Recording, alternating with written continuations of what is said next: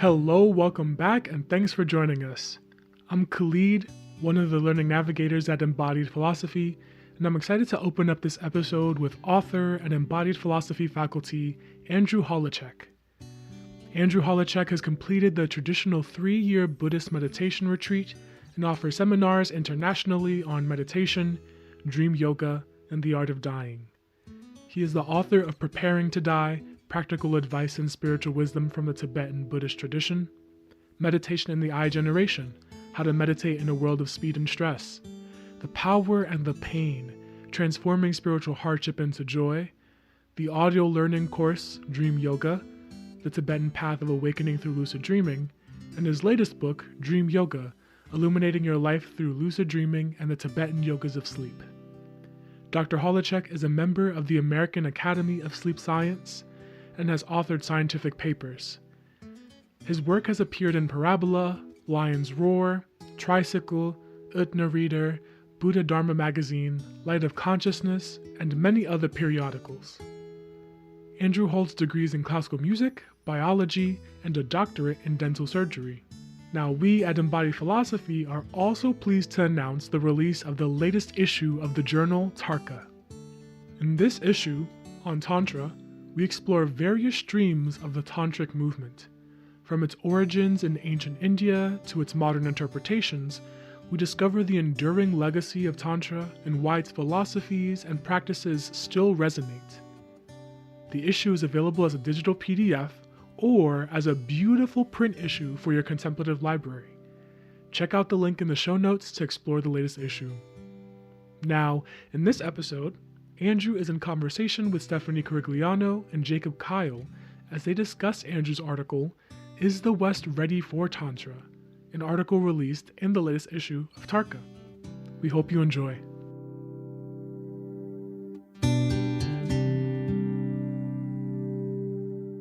The article that we invited Andrew here to speak about is one that he wrote now a little while ago, but it's titled provocatively, Is the West Ready for Tantra? And so I just wanted to open up, it sits somewhere towards the middle of our journal, and it's a key article within the issue just because it bridges this gap between the tradition, the more historical traditions of Tantra, and some of the efforts that the issue puts forth to just kind of understand the basics. And then this kind of bridge into, modern Western use and appreciation of these practices. So, Andrew, I just wanted to invite you in the beginning to say something about your own tradition. You write that you're modestly informed about Hindu Tantra, but your tradition is Tibetan Buddhism. And so I'm curious if you could tell us something about what makes the practice of Tibetan Buddhism that you do specifically Tantric, as opposed to maybe Mahayana Buddhism at large or some other form of Buddhism in general. So I'm sorry, the last part, Stephanie. First of all, a delight to be with you, delight to be with everybody. Say the last part of the question, is slightly slipped from me. What makes the practice of Tibetan Buddhism that you do Tantric? I see. Why use this phrase, this term Tantric, as opposed to a more other kind of Buddhism? Yeah, right. So good question. Well, Tantra is one of these multivalent terms, right? And there are various forms of Tantra. Buddhist Tantra evolved really as derivative from Hindu Tantra. Actually would be helpful for some Tibetan Buddhists to acknowledge that a little bit more and study the genesis in the ancient Hindu traditions. But in the approach that I roll with, we talk more about Vajrayana than Tantra per se, even though they're virtually synonymous. And in that regard, it's helpful to know and to contextualize within the Buddhist framework the 3 yanas, or vehicles. That's what yana means, vehicles altogether. There's the Hinayana or Theravada, which is the narrow, lesser vehicle. In the pejorative sense, they talk about it as the lesser vehicle. I think that's really unfortunate, because who wants to be, I am a member of the tradition of the lesser vehicle, right? So it just means narrow, individual, personalized vehicle where you clean up your stuff. You're really working on your own stuff, right? And then Mahayana, great wide vehicle. And each of these vehicles, as you know, has its historical unfolding from India. The Mahayana transcends but includes the Hinayana. There, the ideal of the bodhisattva, bodhicitta, comes into play, walking the path for the benefit of others. And then what people often forget, even in the Buddhist world, is the Vajrayana, literally the indestructible vehicle, the adamantine, or as Professor Bob Thurman provocatively translates it, the apocalyptic vehicle, right? This is the alleged highest vehicle that transcends but includes the previous two. And people forget that it's actually a subset of the Mahayana, that it basically has the same view, the same ideals, the same aspirations, walking the path for the benefit of others. But really what makes it so potent in my estimation is it's also sometimes called the Upayayana, or the vehicle of skillful means. And this is why I subscribe to it. There are so many different meditations, right? It's called the quick path also. Why? Because everything becomes the path. Sleeping, dreaming, sex, dying, you name it. Everything becomes viable material. There are no weeds in the garden of Vajrayana. And that's why I subscribe to it, because I just love the vast array of skill sets that it provides, especially in my world, the 5 nocturnal meditations, right? All the ways you can work with the mind under any conceivable circumstance.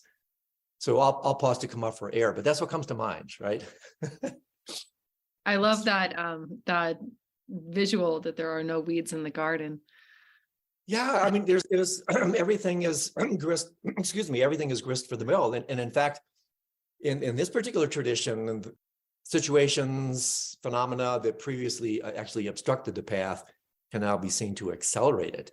And that's really also unique, and this is where it becomes a little bit tricky / dangerous, is that you can use emotionally charged situations, what Sanskrit refers to as klesha. It's almost onomatopoeia, right? Klesha attacks primarily of passion and aggression, jealousy, pride. These are considered obstacles on the traditional vehicle approaches, but in the Tantra and the Vajrayana, the greater the obstacle, the greater the opportunity. And in fact, Trungpa Rinpoche, one of my root gurus, famously said, chaos should be regarded as extremely good news. Well, that's if you know how to ride the chaos. But here the idea is that if you have the right view, if you're equipped with the right methods, you can go directly into these emotional energies that would previously just carry you away and generate super samsara. You can actually use those to transform them into awakened processes and fundamentally, in Bardo language, literally meet the deity. I mean, the purified emotional energy is the deity. And so it's brilliant in that regard. But again, you have to be prepared, right? Because if you jump into it and you go, oh, I'm just going to be a sadhaka, I'm just going to be a tantrika. Well, I'm blessed to roll in a number of different Western communities. And I somewhat hesitantly say that there's a whole lot of heightened neurosis taking place in these communities, right? So all this stuff is coming up. And sometimes, who am I to judge these things? But boy, there doesn't seem to be a lot of surfing going on. There seems to be a lot of drowning going on. So again, it's more of a qualifier that when you're playing with these practices, you're really playing with thermonuclear energy. You're playing with the awakened energy of the mind and the energies that basically move us in this life. And so if you don't relate to those energies properly, like I say in my article, they won't electrify, they'll electrocute. And people in the West really get burned here because, I mean, I can speak for myself. Hey, I'm a Westerner. I know more than these Asians. I'm the exception. I don't have to do the preliminaries. That's the other thing about Tantra. The preliminaries are more important than the main practice. And so the impatient Westerner, I'll just talk about me, hopscotches all the preliminaries thinking, I'm just going to race right up to launch pad, blast off. And then holy moly, it either doesn't work or they get fried because they feel that they're the Western spiritually imperialistic elite, right? And they can just negate all these regulatory agencies and I think important containers that are associated with Tantra. So Tantra is super, super powerful. You just have to know how to work with the energy that's being invited and then released. Yeah, what you're talking about, which is very fascinating, touches on a kind of sub part of your article with the title of the section is Why is Tantra Risky? And this is actually one of the questions that I wanted to talk to you about. And you're already starting to speak to it is almost like the contraindications, right? We have this attitude in the West that everything should be available to me. You know, it's a spiritual buffet, and Tantra happens to be one of those things that is particularly sexy right now, which is sort of ironic since it's so often associated with sex, but it is a trendy sort of set of practices. And you go to some lengths like you're doing now to express the reasons why we might take pause before we just leap in to some of these traditions. So can you talk about what you see as being the specific kind of Western obstacle to our ability to just freewheel into these traditions? Yeah, I think just to reinstate the importance of humility, that these practices are prescription strength spirituality, right? This is not over-the-counter stuff.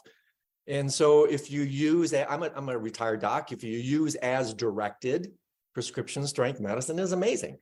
But if you go in informed by Dr. Google or your own intuitions, and you feel you're somehow, again, the exception, then these prescription strength medicines you can overdose. Again, I don't know how far we want to ride this metaphor, but you can get yourself into trouble. And so the lack of humility is important, I should say, is a factor in the West. The general impatience, especially when you're doing really long retreat. Like, for instance, I did a 3-year retreat, and it was with a group of practitioners. And when you're doing especially long retreat, which is the ideal environment for engaging in at least the initial stages of tantric practice, people are in there, and a lot of these tantric practices are actually characterized by signs. In other words, they're indicators for accomplishment. So, for instance, if you're doing POA, that's another really sexy esoteric practice, right? Ejection of consciousness. I mean, they're fundamentally signs that you either have the signs or you don't. You develop a itch on the top of your head, maybe some exudate, maybe some blood or pus. That means you've accomplished the practice, right? Well, people push, right? They're sitting there, I should be having some signs, right? And so they push. And that's where they get into trouble. Or you start doing some of the inner yoga practices like Tummo Chandali, which are Buddhist analogs to like Kundalini practices. You're targeting the thermonuclear basis, the DNA of all these confused lifetimes, all this confusion that's just packed into your subtle body. Well, you go into these practices, they're literally called wrathful methods of liberation. You go in there with an impatient attitude, and you don't allow things to unfold naturally, properly. You don't have the proper preparation. You don't follow. You're not used as directed. Then these energies dislodge. They break loose, and they can shift into the wrong energy system, channel systems, into the wrong chakras, and you get these suckling disorders. You get these wind disorders. And I know people who literally have been bruised for years with these things. These energies dislodge, and you get in trouble. And so anything that has this much power, again, Tantra is really electrifying power. Anything that has this much power to transform, if it's not handled properly, again, with proper set and setting, it's a little bit like the use of psychedelics, honestly. If you don't have the right mindset, if you don't have the right setting, you might be set up for a bad trip. So I think humility, impatience, right view, first and foremost in the Buddhist tradition, the Eightfold Noble factors is right view, understanding what you're doing and why, creating the proper crucible, the proper set of understanding. Really, if you do that, then humility, patience is actually born from that. I mean, the place I did my 3-year retreat is called Sukpa Choling in Tibetan, which means literally Dharma, place of patience or forbearance. So I think those are the principal factors that come to mind, Jacob. I mean, there's a host of other ones, but it's fundamentally comes down to those things, the exceptionalist attitude. Evan Thompson writes beautifully about this in his book, Why I Am Not a Buddhist. Buddhist exceptionalism, Buddhist elitism, that somehow we are special. And again, people forget, they just forget the role of the Mahayana. And this is actually really important too. As a subset, Tantra being a subset of the Mahayana, if you don't have the kind of rocket fuel of compassion, bodhicitta, that you're really doing this no longer for yourself. I mean, that self should have been somewhat left behind in the Hinayana tradition, right? That should have been left behind. But again, hey, I'm just going to hopscotch over. I'm going to jump over the Mahayana from the Hinayana all the way to the Vajrayana. And then what happens is you lose that critically important motivation of love, kindness, compassion, that you're doing this for the benefit of others. And again, Trungpa Rinpoche, right, the master of the one-liner, I guess in this case, two-liners, this is beautiful. He said, having the Vajrayana, the Tantra, without the Mahayana, in other words, without love, kindness, compassion, bodhicitta, is like having a really fancy house, modern house with every conceivable electrical gadget, but no hookup, right? So nothing works. And that's what happens with the impatient Westerner, right? They get in there, even in 3-year retreat, that's a long time, but you're in there, I got to have these signs. Nothing's happening. Well, maybe nothing's happening. It's not because of the practice. Take a little responsibility. It's maybe because you're not properly prepared. And that's when they start to push, right? They start to lean into it. It's too hard, way too tight. And then these practices will whiplash. I mean, they'll come back and they'll smack you. So as long as we understand, again, the role of the practices, what they're designed to do, how to relate to them with tremendous respect, honoring the tradition, honoring all the regulatory agencies that are implemented to actually safeguard the practitioner. And that's the other thing that's important to understand for Westerners is that, it's like, this is like penthouse spirituality. I mean, like, how many metaphors can I throw in, right? Everybody wants to be in the penthouse. Everybody wants to do the elite stuff. But if you don't go in, if you don't do the preparatory practices, if you don't work your way up properly, that's really where the problems lie. So if you do it the way it's directed, and the traditions are very clear about this, you take your time, you do it properly, you're patient, you respect where it comes from, you respect its power, and you err on the side of basically too loose, right? The maximum meditation is finding a middle way between not too tight, not too loose.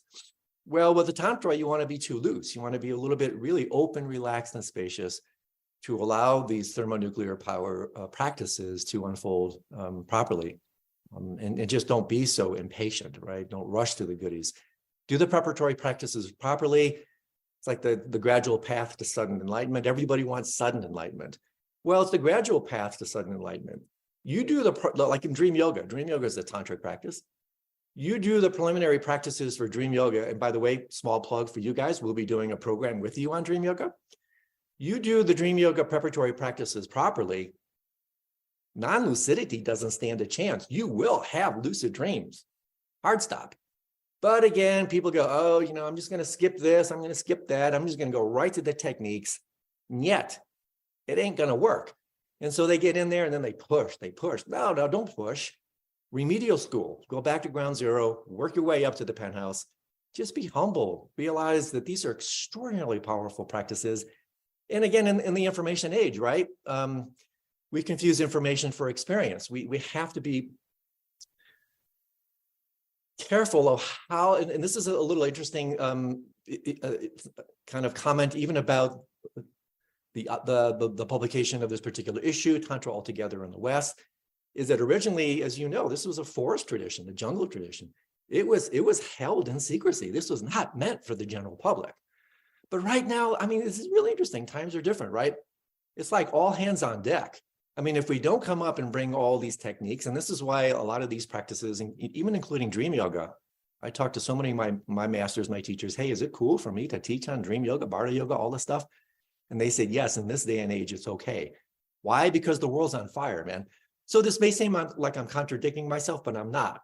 It just simply means that we have tremendous opportunity with these extraordinary practices, but we do have to just be simply aware, honoring the tradition and doing all the other stuff that I've mentioned. Great. Thank you, Andrew. And for more contraindications, read Andrew's article. Yeah, there's more in there. Yeah, we don't want to scare people away. That's the other thing. No. Gosh, it's like I shouldn't be touching this stuff. No, you can touch it. You can do it. You just have to know what you're doing. Again, strong medicine requires you to get these, like I go to my pharmacy, I fill out my script, right? You get these little brochures, right? There's like 5,000 words for how to handle this medicine. Well, there's a reason that stuff is there, because otherwise you can't get into trouble. Andrew, I had a question or a point in your article that stood out to me.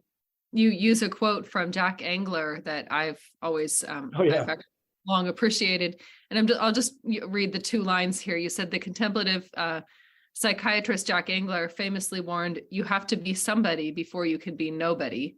Right. And then you rephrased, without a stable grounding in the relative self and an understanding that growth transcends but includes the ego instead of enlightenment, you risk madness. Yeah. And so my question to you is, why is it important to give healing or attention to the relative self if your ultimate goal is something that transcends that limited egoic individualized self? Yes, yeah, really, really strong, good point. And this also brings in the larger question that I didn't write about in the article that maybe we can talk about here a little bit, the different vectors of growing up versus waking up, the critical importance between states and structures of consciousness. This is actually, in my opinion, a colossal blind spot in most Eastern traditions, is they don't have the methodologies to work with developmental structures of human development, evolution, which I think is super important. And that actually comes to play here. So the fundamental idea here, I mean, this secondary quote is attributed sometimes to R.D. Laing, the psychiatrist, student of Trungpa Rinpoche, Joseph Campbell. You know, the mystic swims in the same ocean where the psychotic drowns. And so the idea here, both from a development, well, actually principally from a developmental point of view, is that there really does have to be some stable center of gravity, some developmental center of gravity before one, you know, so one can use that as a holy jumping off point. I think Da Frijan, Dalavananda, the controversial American teacher, used that term, the holy jumping off point, where there has to be some level of developmental stability with especially these types of practices. Because again, if you don't really relate to this arrested form of development properly, I mean, that's all ego is. There is no ego to really get rid of. There's an ego fundamentally to see through. It's an arrested form of development, exclusive identification with form. But again, if you don't have some stability in that, then when you're inviting the deconstruction of that form, the transcendence and inclusion of that form, see, that's again where developmental things come into play. Understanding that you always have recourse to relating to that particular level of development. And the analogy I use is, you know, when you go from age 16 to age 17, you don't kill age 16, right? You transcend but include age 16. So even when you become a so-called adult, you can stoop down to age, whatever, 16, and relate to people that are still at that level. That's where skillful means comes into play. But this is important. And I have to say, I speak with very direct experience with this. You know, I mean, some 40 years ago, whoa, long time, I had this kind of spontaneous breakthrough experience where, in retrospect, I actually fundamentally had, in a certain sense, I had the experience prematurely. And this ties in also to the tantric things. You can absolutely positively have experiences prematurely. And by this, what I mean, in the Buddhist arena, they talk about understanding, experience, realization, 3 kind of standard approaches to real growth. Well, ideally, you want to have some understanding before you have the experience. Experience, by definition, is unstable, it's transient, comes and goes. These are related to states of consciousness. Realization is stable. But fundamentally, what can happen, and this is what happened to me in my early 20s, I had this kind of spontaneous breakthrough thing where all my dreams became lucid, all my daytime experience became increasingly kind of illusory. At first, it was really cool. It's like, wow, this is amazing. I said, maybe this is what it means to be awake. Well, after a couple of weeks, because I didn't have the understanding to contextualize and hold the experience, it was like, holy crap, I'm not getting enlightened here. I'm going crazy. I lost my reference points. And so, therefore, understanding the extraordinary role of developmental structures, having a solid platform. And again, I've also seen this in spiritual communities as well. As people come in, they may be psychologically a little bit unstable, derealization disorders, depersonalization, extreme cases, dissociative identity disorders. I mean, there are people that really don't have a stable ego structure.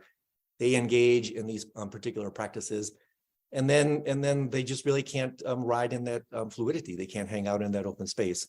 And that's where psychosis actually come into play. And again, I speak with very personal experience because my sister is an institutionalized schizophrenic. And we are probably emotionally, psychologically the most alike. I mean, I feel closer hurt to anybody on this planet. And on one level, it's like, whoa, this very easily could have been me.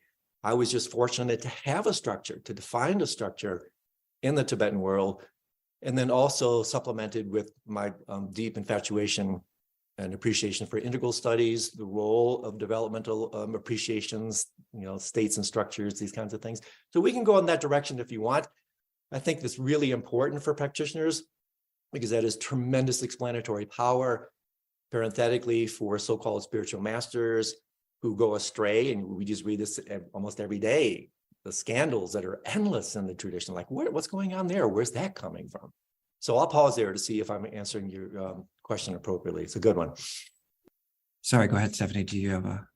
No, I appreciated your response. I think that was great. Thank you, Andrew. Oh, welcome. Yeah, really interesting. And I appreciate you kind of remarking about sometimes almost the fine line between kind of latent or activated spiritual capacities and how easily that can be also something that brings someone into sort of tenuous psychological territory.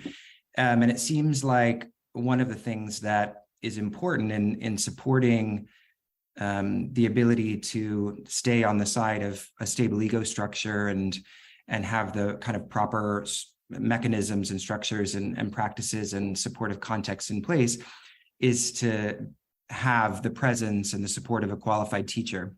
Yeah. And you made a really important point towards the end of your essay that I thought was really kind of insightful, which was about the role of the teacher, which of course, for anybody that knows, Tantric traditions traditionally are extremely, guru-centric. I mean, there's a huge role in all Tantric traditions for the teacher, and you don't engage in certain practices without diksha, without initiation from one's teacher. But of course, we are now in a modern context where all sorts of really problematic things have happened in terms of abuses of power, sexual misconduct. And so you make this point towards the end of the article about the amount, the sort of just enough power for a teacher to have. And I wanted to read just this passage in full because I think it's so good. Devotion, it's coming out of you're remarking on the importance of devotion in tantric practice. And you say that devotion involves surrender. When engaged properly, you're surrendering your ego. In classic guru yoga, you learn how to open and surrender to the wisdom of the guru. It's easy to slip into the near enemy of, quote, idiot surrender, love that term, where you lose your critical faculties and surrender your intelligence, right? This is the extreme end. The Tantric texts assert that every action of the guru should be perceived as perfect and that the guru should be viewed as the Buddha incarnate. In some Tantric communities, to question the guru is to virtually guarantee expulsion or ensure your status as a pariah. But in this day and age, I believe it is important for teachers to accept good questioning and for students to feel comfortable asking the tough questions. And then you quote author Scott Edelstein as saying, part of our jobs as students is to give our teachers the right amount of power. This means allowing them to influence us, perhaps quite deeply, but not allowing them to brainwash us, control us, or make us smaller or less human. And I thought this was a really beautiful thought that you're kind of, discussing here, because it seems to offer this middle path between, on the one hand, we have people who are completely surrendered, and that's sort of the kind of dimension of what Tantra is all about, that they surrender to, that they are indoctrinated in. And then on the other hand, we have this kind of very new age sort of idea that I don't need any teacher lies within, I can do everything myself, and just let me go to the self-help section and I'll find the books I need, that sort of thing. Perfect. So this is clearly a sort of middle path. And I wanted you to just talk a little bit more about that. And I guess specifically the question is, how do we know when there's enough power, the teacher has enough power, and how do we discern between that just enough and having too much? Yeah, I mean, these are really great questions, Jacob. And I think, again, it's one of the really great powers of Tantra, and also really one of the great perils, because, I mean, fundamentally, when you're working with Tantra, especially in Tibetan Buddhism, devotion is everything. I mean, it's the core practice, it's the rocket fuel, right? And so what does devotion really do? So devotion fundamentally in Guru principle fundamentally harnesses the most powerful force in the universe, which is love. Really harnessing that force, unconditional love, for the purposes of awakening. And so basically what happens here is you're suggesting, but I want to just reinstate a couple of things, put a couple exclamation points on it, is that when an abhisheka takes place, an empowerment, a shaktipat, I mean, all the wisdom traditions have this. There's this magical point of transmission, which happens formally and then also happens a little bit more informally with the very presence of the teacher, right? Is that there is a transmission, there's a communication, which actually honestly is a type of poa. It's kind of a horizontal level of poa, where this awakened quality of mind, again, because you have that within you, there is, this is where it's really important to understand the 4 types of guru, which I can just peel off rather quickly. This is really important. Number, not necessarily in order of importance, but the guru as a person, the guru as text, actually as dharma. The 2 most interesting ones for me, symbolic guru, the guru as phenomenal world. That at a certain point you become so open that, like Milarepa said, phenomena is all the book one needs. Reality becomes your teacher through synchronicity, through auspicious coincidence, through opening. We all know this. We feel these intuitions. Then, of course, like you suggested, the ultimate guru really is within. The ultimate guru is within. And so all these outer forms of guru are provisional. They're all fundamentally directing you towards the inner guru. And so if there are extreme relationships to the first 3 and then the 4th, then problems arise. Like you said, if everybody thinks like the Westerner, the independent one, oh, I'm a pioneer, I don't need anybody, the guru's within, I'm just going to go to the self-help section, that's really great, right? Well, get back to me in 20 years and let me know how that goes. Because you're probably going to get lost in a host of internal psycho-spiritual hornet's nests. And I've seen this. You know, you just blind spots are intractable. They're so difficult to work through. And then the other 3 has its own set of hornet's nests. That's what makes this stuff so elegant, beautiful, messy, and difficult. But when you're really in love, when you work with Guru Yoga, when you work with Bhakti Yoga, what are you doing? You're opening, surrendering. Remember, ego is that exclusive identification with form. Egolessness is associated with openness, formlessness, emptiness. So you're opening. You're making yourself more vulnerable, more open, more available, more receptive to this shaktipat, to this blessing, either formally or informally, to enter you. And then you feel it. It's really a moment of transmission, and it will profoundly affect you. But again, if you don't go in, especially in the West these days, with eyes wide open, there's all kinds of shadow stuff. And shadows, by the way, shadow work, the work of Carl Jung, shadows are not always negative. Basically, shadows are processes of the unconscious mind that aren't recognized, that then get thrown onto others. So there's also the golden shadow that takes place here, where we project onto another person, in this case, a teacher who may not really be a teacher. And I see this a lot, man. I've been around. Somebody comes in the West, they have a legitimate, 100% legitimate experience. It's not even stable. It's not realization yet. It's just experience. Instead of holding it in silence, that's the other thing about these experiences and Tantra in general. That's what actually stabilizes and matures experience into realization, is holding it in silence. They start blabbing about it. Well, before you know it, people believe in it. This transference, counter-transference, enabling thing takes place. Next thing you know, you've got a cult. People think they're lifting each other up where they're basically taking each other down. And so therefore, understanding the psychological processes at work here, golden shadow work, that you're giving away your power. You're actually, this is not healthy empowerment. This is disempowerment. You are throwing away your power onto that other person.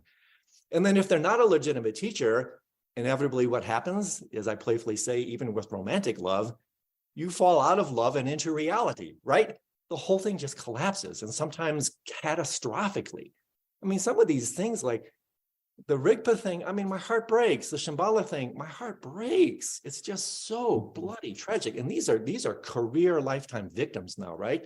Because they trusted, they opened, they loved, and they got fried. So I think this is why the Dalai Lama says this, in this day and age, don't be afraid to ask the tough questions. Look at the communities. Is there a sense of service? Again, there's whole metrics to, I think, in my opinion, to assess the veracity of a teacher. There's lots of ways to really work with this sort of thing. I think in this day and age, it's really important to do it because you get, again, East and West globalization makes these boundaries a little bit less tenable than previously. But I spent a ton of time in Asia, man. I mean, years. And while I say this with such veneration and such deep respect for these wisdom traditions, I mean, some of the so-called masters in the East are emotionally, psychologically, actually quite naive. I hate to say it. Oh my God, please forgive me. But I think it's true. And so they come over here and they see women in mini skirts. They have this whole thing happening in the West, and sometimes I think they get tripped into this thing. So you don't think this is an issue? Just read the papers, right? You've seen this stuff happen all the time, all the abuses, all the power things. So we have to realize this is part of the challenge, the delight, the mess. This is why we need to ask the right questions. We need to be informed. This is why you guys doing this magazine issue is so important, because otherwise spiritual bypassing, that's another thing that needs to be thrown in here, retrofitting a little bit this issue about developments. John Wellwood's beautiful, wonderful term, psychiatrist, I should say psychologist, and a deep, deep tantric practitioner, completely recognize that, hey, in fact, my friend Roger Walsh, MD, PhD, beautiful meditation instructor. What an amazing thing I'm about to share with you. He says when he works with his meditation students, 80% of what he sees is psychological in nature. 80% of what he sees as a spiritual meditation instructor, he says these people need therapy. I mean, on one level, really, honestly, right? Maybe me, especially, we all need therapy.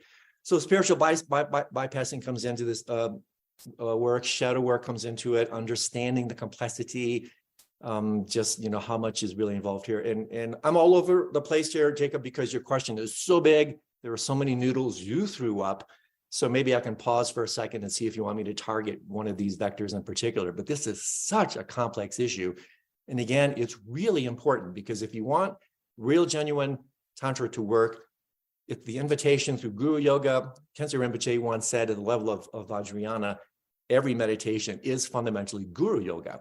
It's a way to open. I mean, to me, that's a synonym for emptiness, opening all the way to the awakened state. But hey, you know what happens when you're open? You're more vulnerable, you're more receptive, you can be more manipulated.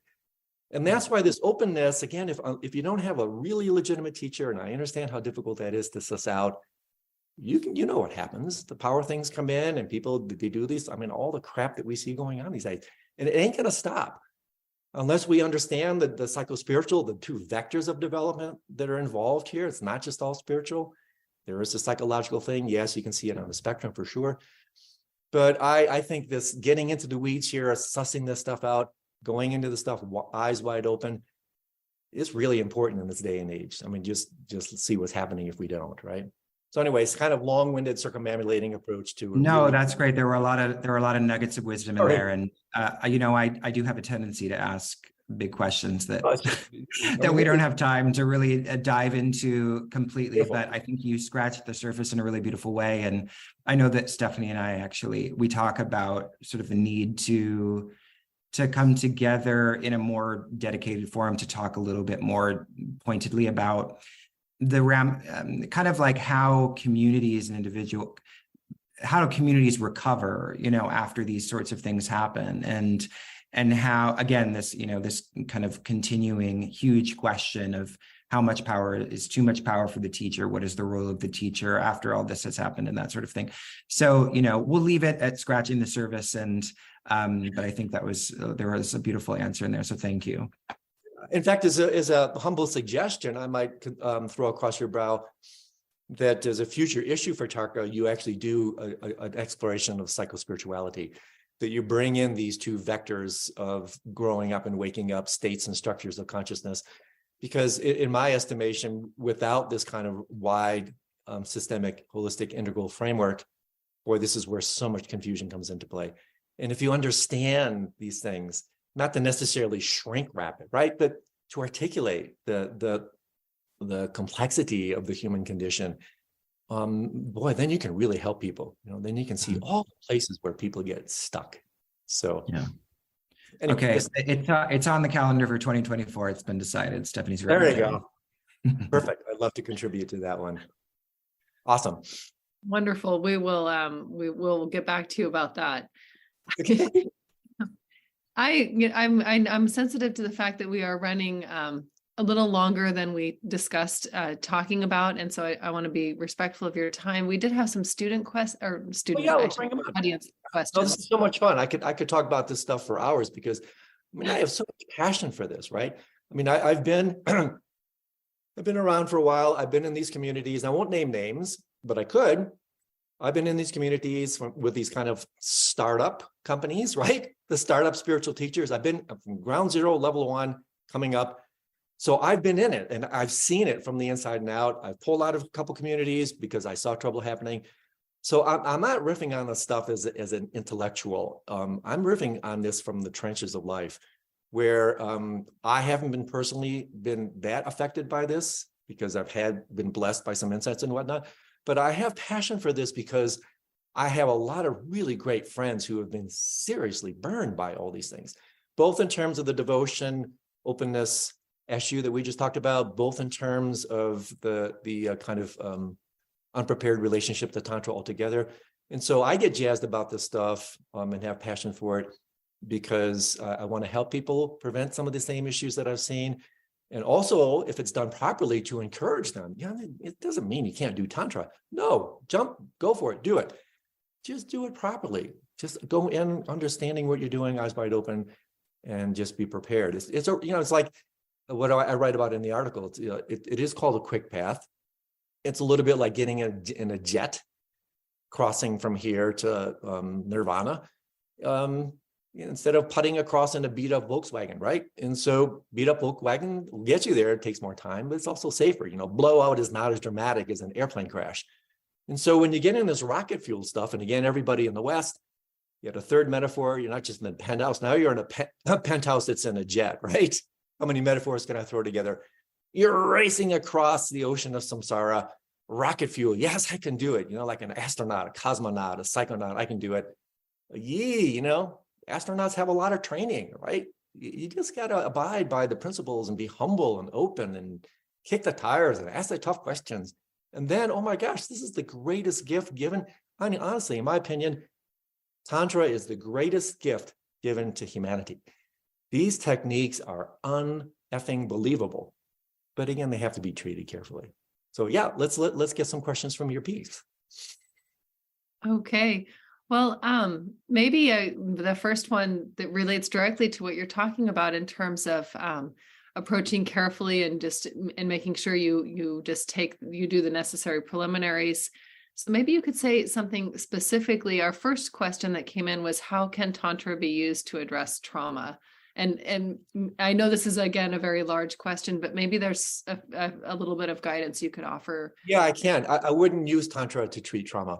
And the reason for this is again why it's really helpful to be humble and understand the integral spectrum, that there's a spectrum of consciousness, there's a spectrum of psycho-spiritual pathology, and therefore there are spectrums of upayas or skillful means designed specifically for certain levels of pathology.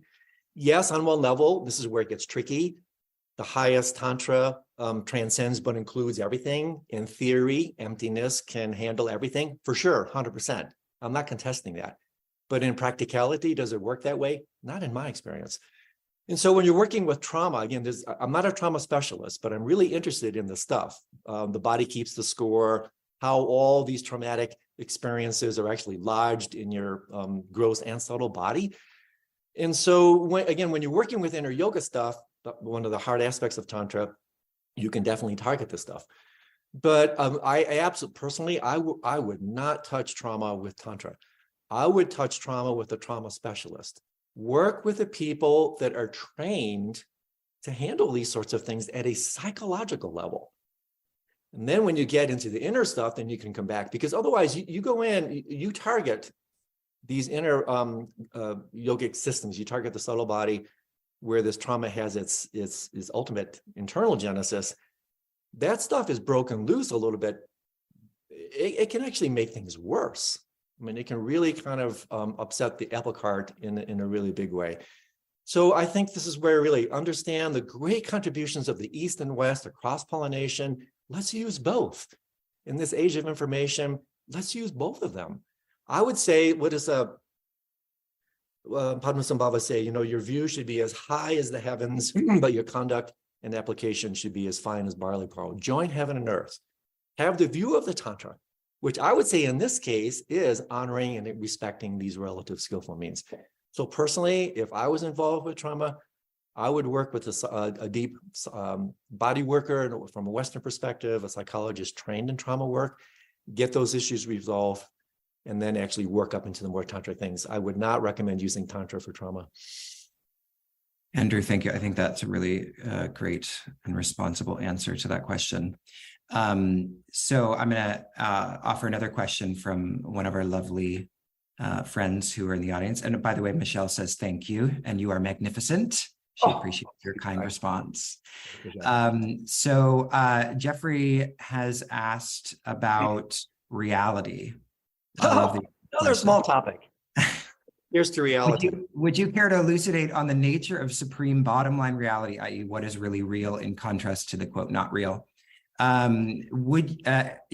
I guess maybe to bring it to specifically the Tantra, or Tantra and the Tantric tradition that you represent, what is reality from the perspective of Tibetan Buddhism? Beautiful. Again, I chuckle because this is just a colossally big, beautiful question, right? So much to say here. And this is really one of the cool things about Tantra. And again, the topic itself begs these types of questions. Because when you're working again with Tantra, you're working with what's called in Tibetan the nyintig, the heart essence, the bindu. This is that from which everything arises, that to which everything returns. That's another reason it's so powerful. It's like a singularity. I mean, there's just so much here, right? And so on one level, my favorite definition of Buddhism, just to show you how big this topic is, yes, Buddhism is a religion, playfully for tax purposes. Yes, on one level, it's a science of mind. Actually, I don't think you can say that anymore. Evan Thompson really showed clearly you can't say it's a science of mind.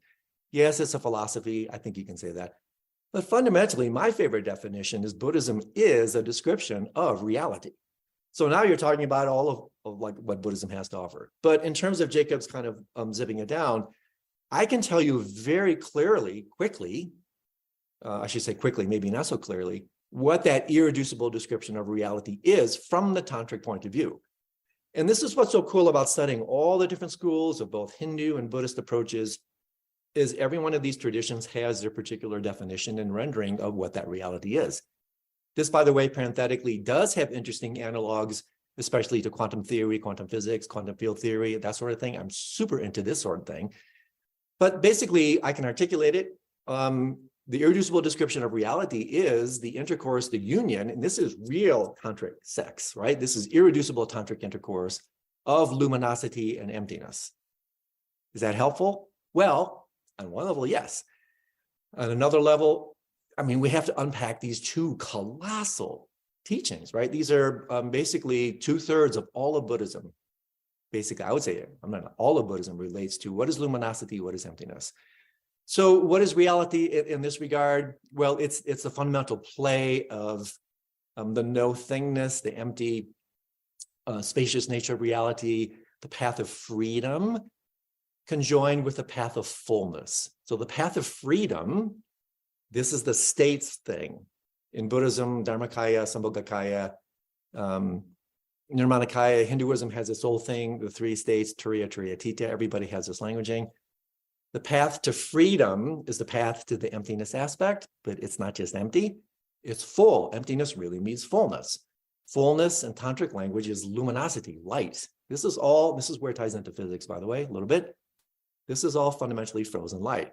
So the path of fullness is the expression, the compassionate, loving expression of that emptiness. They're fundamentally inseparable. So again, there's so much to say here. But fundamentally, that's the irreducible description of reality from a tantric point of view. And all our suffering ensues from our inability to actually abide, recognize, and live from that state. Appearance is not in harmony with reality. And so the entire path is, in fact, to bring appearance into harmony with reality. But I hesitate to go further just because the topic is so amazingly large, but maybe that's of some benefit. Yeah, and I'll add, that what I find interesting as well between the different varying traditions, that there's this long history of debate about these topics as well. And no, definitive answer. I mean, ultimately, who wins those debates? It's really up to your own kind of disposition to decide what resonates. But and there's something in that too, in that kind of, in the beauty of the conversation around these topics, something emerges. But this is such a great insight, Jacob. This is really important because there's an egoic propensity. And again, this is where it's helpful to understand developmental structures and where we're operating, whether we know it or not. I mean, the state structure thing, just very brief word. The East specializes in states of consciousness. That's what we specialize in.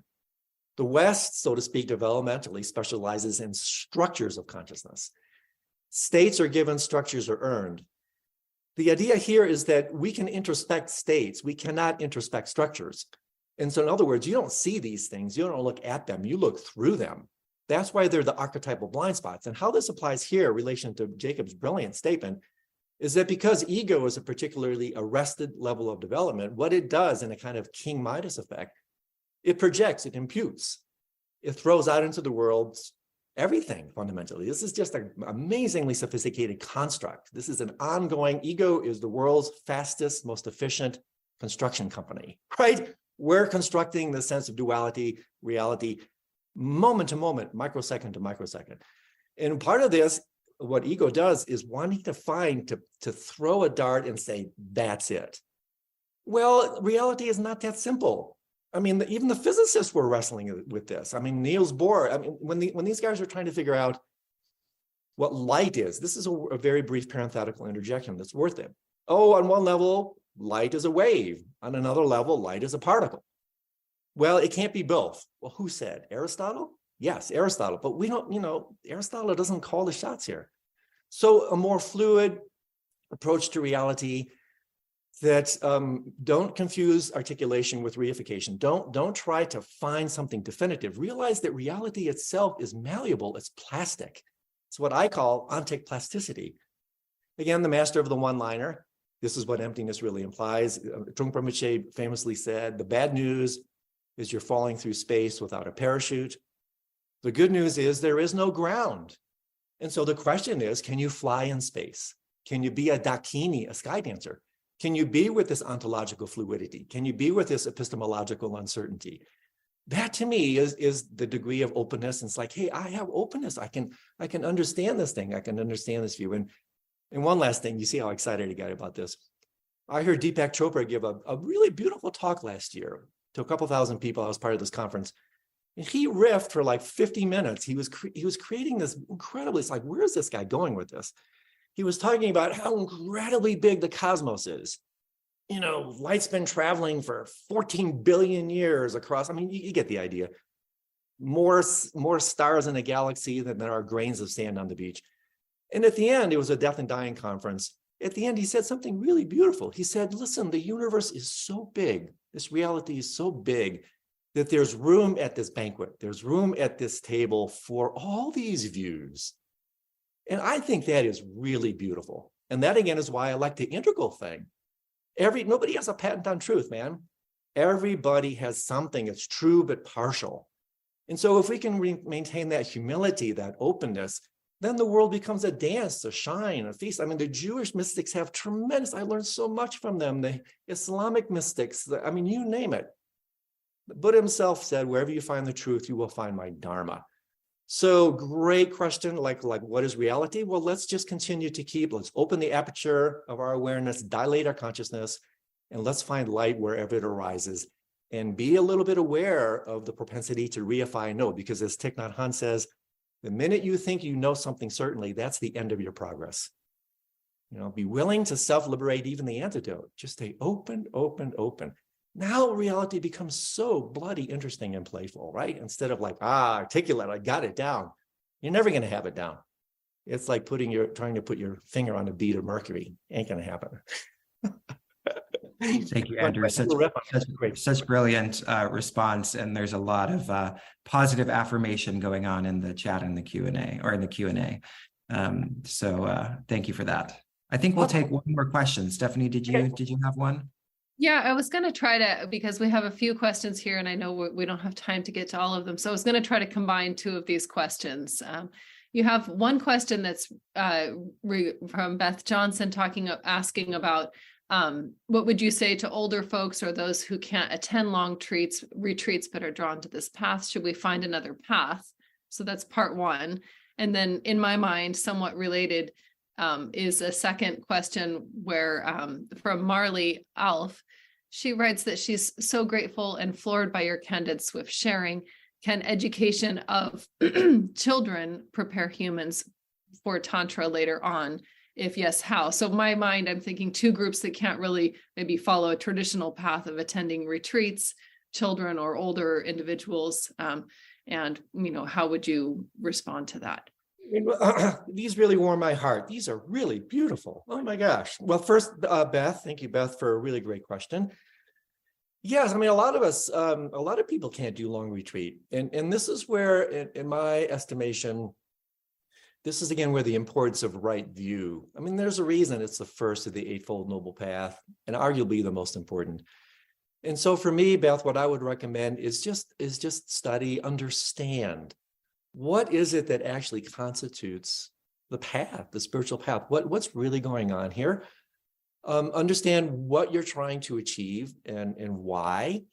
And then I would really suggest, and again, this is one of the great gifts of Tantra, is for me, one of the differentiating factors of Tantra is that short sessions repeated often are just as important as long retreats. In fact, Paul Rinpoche, one of my main teachers, playfully, with a nice little jab to the Westerners, I love it.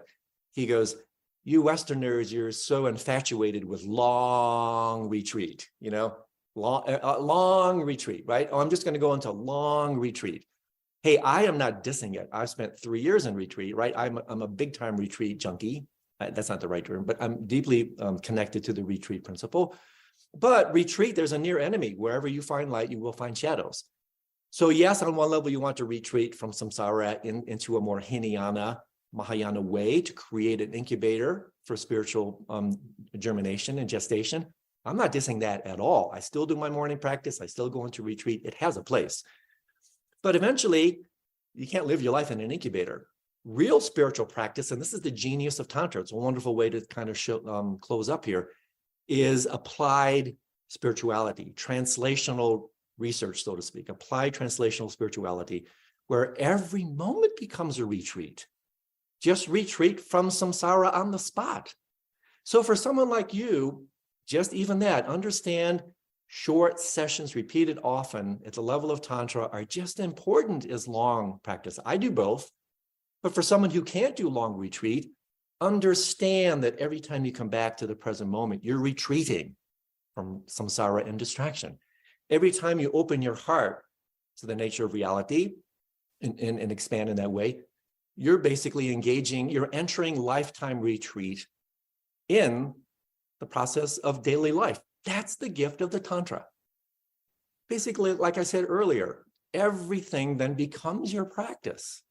You don't have to go into lifetime retreat. You don't have to enter retreat. If you have the right attitude, this moment becomes retreat. Retreat from confusion, retreat from distraction, retreat from selflessness, retreat from ignorance. You can do this on the spot. But again, some people may go, wait a second, that puts a little bit of responsibility onto me. Yes, that's what Tantra is. It's it empowers you. And some people go, you mean I can do all this stuff in my daily life? Yes, you can. It's a highly empowering practice. So in that respect, just to come back, understand the principles of Tantra, really appreciate in your bones the power of coming back to the present moment, the ways you can work with this on the spot. This is why the great masters, they don't have to go into retreat because their life is a retreat. So understand those principles, right? Now, in terms of the other end, so beautiful, children. Well, honestly, here, the best thing is it may sound cliche, like, okay, I already knew that. Love them unconditionally, support them. Allow them to develop structurally. This is where the Western contributions of development really come into play. Create the proper holding environment, a wonderful famous term by Donald Winnicott. Create an atmosphere, you could say mandala, if you like that term, of love, kindness, compassion. Within that, nature is genius. The body is genius. That being will evolve beautifully, naturally within that environment. You don't have to do a whole lot.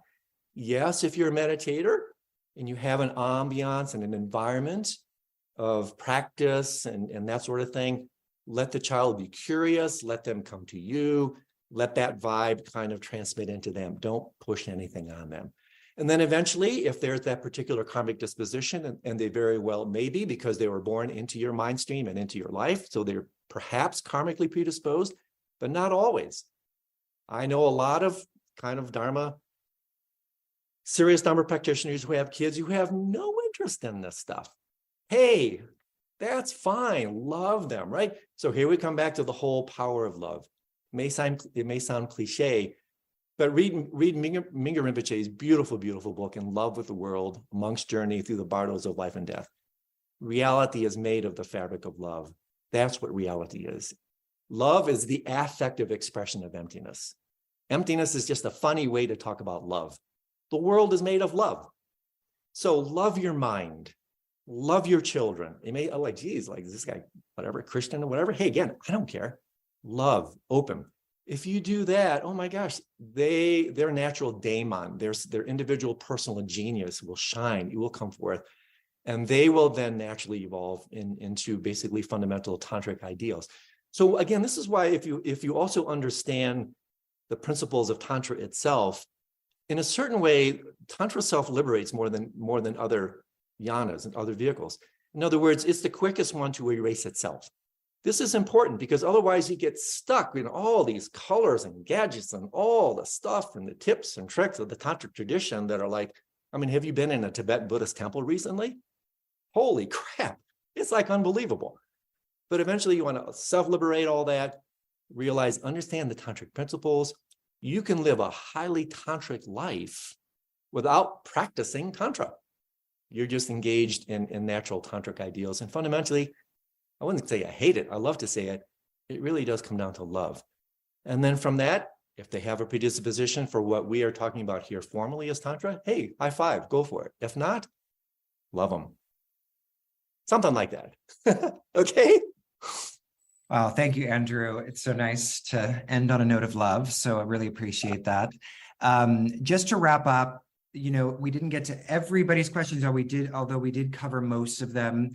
There was a one little follow-up question about what really defines Tantra, features of Tantra. But for that, I'm actually going to do a shameless plug of the issue again now, which of course this session is all about. And actually, you don't even have to buy it to learn a little bit more about the features, because Stephanie and I wrote an introduction that is available on the Tarka Journal website that does actually go into some of that kind of features of, Tantric traditions and some of the features that are shared across different Tantric traditions, including Tantric Hinduism and Tantric Buddhism. So if you're looking for that, you can go there. And there are also 3 other articles. Well, one of them is actually Andrew's article that's also available on the website as sort of a teaser. But hopefully you'll decide to invest in either the digital or the print issue. And again, you can do that at tarkajournal.com. Stephanie, did you have any final thoughts? I just want to say thank you so much, Andrew, for joining us. This was very spontaneous, this coming together. I'm so grateful for your response, your positive response to show up here. It's been a really rich conversation. I've learned so much. I took 3 pages of notes while you were talking. So thank you so much for being here. Yeah, I mean, really, I want to say this to both of you. I mean, what you guys are doing is so cool. Tarka is amazing. The courses you offer are really amazing. I'm getting to know you a little bit in your hearts and in your approaches, your intellects, everything you bring here. It's really a delight to be associated with you. So really, for me, it's an honor and privilege to hang with you and to hang with the folks in the Embodied Philosophy Tarka family. So thank you so much for the opportunity. It's really beautiful. Thank you so much again, Andrew. And just as a final note, there was a question about how people can reach you, how people can learn more about you. Do you want to share anything about your website, anything that's coming up? Well, thank you so much. That's actually very kind of you. Yeah. So, my website, Andrew Holecek, HOLECEK.com, lists all my stuff. I'm pretty active these days. Have 2 books coming out. 1 book this summer on reverse meditation, how to use your pain and most difficult emotions as a pathway to inner freedom. That's a totally tantric book. And then another book next year on a critique and endorsement of mindfulness. So I'll be doing a program with Embodied Philosophy on dream yoga, which is one of my real passions. We have a platform that supports that, playfully called Night Club. It's an international community of like-minded practitioners to explore the nocturnal meditations and those subtle dimensions of mind. But I think if you go to those locations, you'll find plenty of what's happening in my world. And I'm really delighted, to have the opportunity to share what little I've learned over these decades with people who are interested in the same sort of thing. So thank you for asking. Yes, thank you so much, Andrew. So yes, please check his work out at andrewholecek.com, you said, right? .com. Yeah, that's it. That'll get to me. Yeah, we got a lot. And again, please do grab the new issue of On Tantra from Tarka at tarkajournal.com. Thank you so much. Have a great day.